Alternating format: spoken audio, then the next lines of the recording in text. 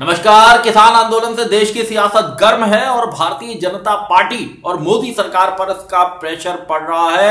अपने सहयोगियों का दबाव बन रहा है कि किसानों की मांगों को लेकर कोई विचार किया जाए, किसी सॉल्यूशन पर पहुंचा जाए। देखना यह है कि ये जो किसान आंदोलन है जिसमें आज किसानों और सरकार के बीच वार्ता भी हुई है, लेकिन कोई फैसला अभी नहीं हुआ है। लेकिन सरकार के ऊपर जिस तरह का दबाव पड़ रहा है, उस दबाव से सरकार कैसे निकलेगी, क्योंकि हरियाणा और पंजाब के किसानों का लगातार समर्थन मिलता जा रहा है इस आंदोलन को, और दिल्ली के बॉर्डर्स पर किसान बड़ी संख्या में इकट्ठे हो रहे हैं। बात मैं इस पर आपसे करूंगा। आप देख रहे हैं सत्यहिंदी.com। अपील मेरी आपसे यही है कि कॉर्पोरेट मीडिया के मुकाबले आजाद पत्रकारिता का समर्थन करें। सत्य हिंदी की सदस्यता योजना में शामिल हो।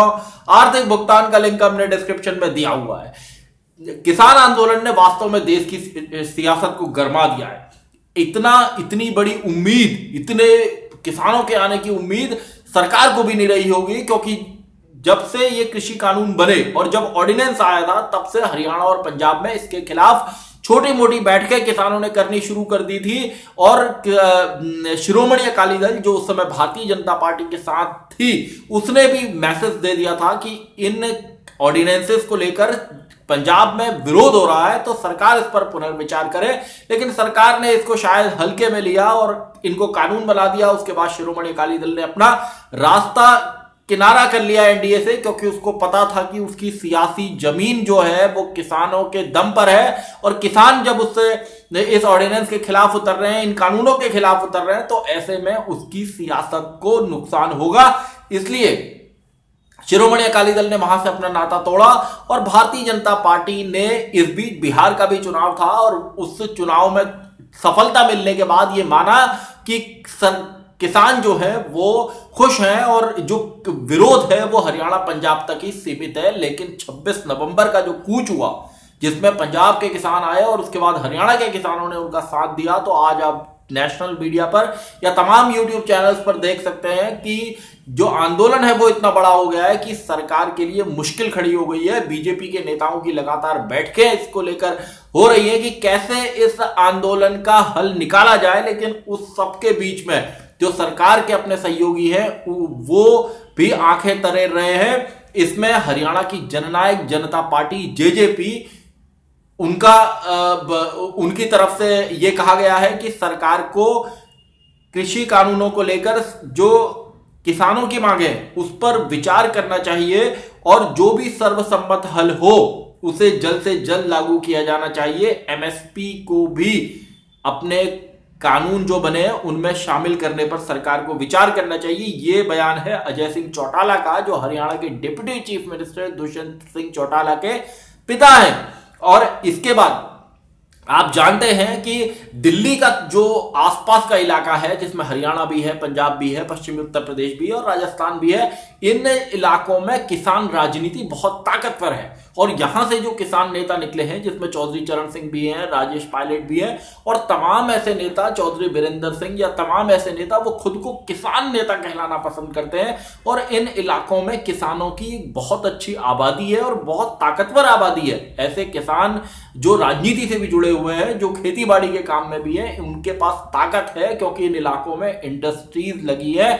इन इंडस्ट्रीज के कारण उनकी जमीनों की कीमत बढ़ी और आज उनके पास जमीनें भी हैं, पैसा भी है, तो माली हालत उनकी मजबूत है। सरकारें उनकी बात सुनने को मजबूर होती हैं जब जब वो आंदोलन करते हैं। तो आज जब पश्चिमी उत्तर प्रदेश, राजस्थान, हरियाणा, पंजाब के किसानों ने दिल्ली को बिल्कुल पे प्रेशर बना दिया है, तो ऐसे वक्त में भारतीय जनता पार्टी के अपने जो सहयोगी हैं, जिसमें मैंने आपको जननायक जनता पार्टी के नेता अजय चौटाला का मैंने आपको बयान बताया। इसके अलावा एक और नेता है जिन्होंने भारतीय जनता पार्टी पर प्रेशर बनाया है। ये नेता हैं हनुमान बेनीवाल। हनुमान बेनीवाल पहले बीजेपी में थे, लेकिन बाद में उन्होंने राष्ट्रीय लोकतांत्रिक पार्टी बनाई, और राजस्थान के नेता हैं, जाट कम्युनिटी से आते हैं, जो मूलतः किसानी खेती के काम से जुड़ी हुई है। और हनुमान बेनीवाल ने भी अमित शाह को लेटर लिखकर, गृह मंत्री को लेटर लिखकर ये कहा है कि इन कानूनों को लेकर, स्वामीनाथन आयोग की सिफारिशों को लागू करने को लेकर जल्द से जल्द कोई कदम उठाया जाना चाहिए। अगर कोई कदम नहीं उठाया जाता है तो वो यानी कि उनकी पार्टी राष्ट्रीय लोकतांत्रिक पार्टी एनडीए में बने रहने को लेकर पुनर्विचार करेगी।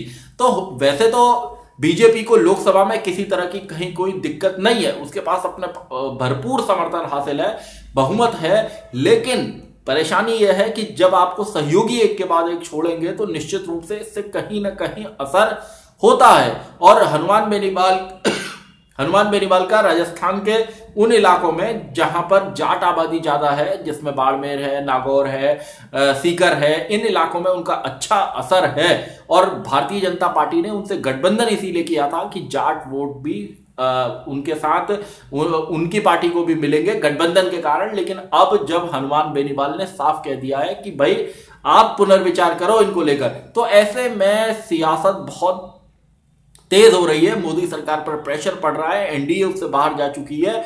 नीतीश कुमार ने भी कहा है कि सरकार को आश्वस्त करना चाहिए फसलों की खरीद को लेकर, एमएसपी को लेकर किसानों को। तो अपने जो सहयोगी दल है, जेजेपी का बयान मैंने आपको बता दिया, इनकी ओर से प्रेशर पड़ रहा है। देखना यह होगा कि आने वाले दिनों में अगर किसानों का, जैसा किसानों ने कहा है कि हमारा आंदोलन और बढ़ेगा अगर कोई सॉल्यूशन नहीं निकला, अभी 3 दिसंबर को फिर से बातचीत होनी है, लेकिन अगर कोई सॉल्यूशन नहीं निकलता तो किसानों ने कहा है कि जो दिल्ली में एंट्री के पॉइंट्स हैं वहां वो जाम करने का काम करेंगे। और सरकार के सामने मुश्किल ये खड़ी हो रही है कि सरकार किस तरह किसानों को मना पाए। हालांकि प्रधानमंत्री नरेंद्र मोदी ने खुद मोर्चा संभाला हुआ है और उन्होंने कहा है कि किसानों को गुमराह करने की कोशिश की जा रही है, उनके साथ ऐसे लोग उन्हें गुमराह कर रहे हैं जिनकी राजनीति छल करने की रही है। लेकिन किसानों का साफ कहना है कि उनको ये जो 3 कृषि कानून है ये उनके खिलाफ चाहते हैं और सरकार को इन कानूनों को रद्द कर देना चाहिए। और जैसा मैंने बताया कि हरियाणा बीजेपी के अंदर, पंजाब बीजेपी के अंदर इस बात को लेकर चर्चा है और इस बात की आशंका है कि जिस तरह से किसानों का आंदोलन खड़ा हो गया है पंजाब के अंदर, शिरोमणि अकाली दल का नाता उससे टूट गया है। तो उनका जो सपना था 2022 में पंजाब में अपने अकेले दम पर सत्ता हासिल करने का, वो सपना चकनाचूर तो नहीं हो जाएगा, क्योंकि पंजाब के अंदर बीजेपी बहुत बड़ी ताकत नहीं रही है। लेकिन अब जब शिरोमणि अकाली दल से उसका नाता टूट गया था और प्रचंड मोदी लहर के चलते उसको भरोसा था कि 2022 के चुनाव में वो कहीं अच्छा प्रदर्शन करेगी, लेकिन किसान आंदोलन ने उसकी सियासी जमीन बनने से पहले खत्म करने का काम किया है, ऐसा लगता है। देखना होगा कि आने वाले दिनों में अगर सरकार और किसान किसी नतीजे पर पहुंच जाते हैं तो हो सकता है कि पंजाब के अंदर भारतीय जनता पार्टी उसको सियासी फायदा मिले।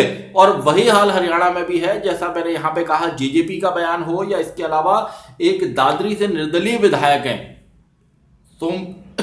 सोमवीर सांगवान, उन्होंने, वो हरियाणा पशुधन विकास बोर्ड के अध्यक्ष थे, उन्होंने इस्तीफा दे दिया और अब वो किसानों के आंदोलन में शामिल हो रहे हैं। तो कुल मिलाकर हरियाणा पंजाब की जिस तरह की राजनीति है, राजस्थान की या पश्चिमी उत्तर प्रदेश की, इसमें किसान बहुत ताकतवर है और कोई भी राजनीतिक दल किसानों की नाराजगी का जोखिम नहीं लेना चाहता। जब शिरोमणि अकाली दल जैसी पार्टी, जिसने कई साल सत्ता चलाई हो पंजाब जैसे मजबूत और ताकतवर राज्य में, वो किसानों की नाराजगी मोल लेने को तैयार नहीं है, तो बाकी दल कैसे मोल लेंगे, ये भी एक बड़ा सवाल है।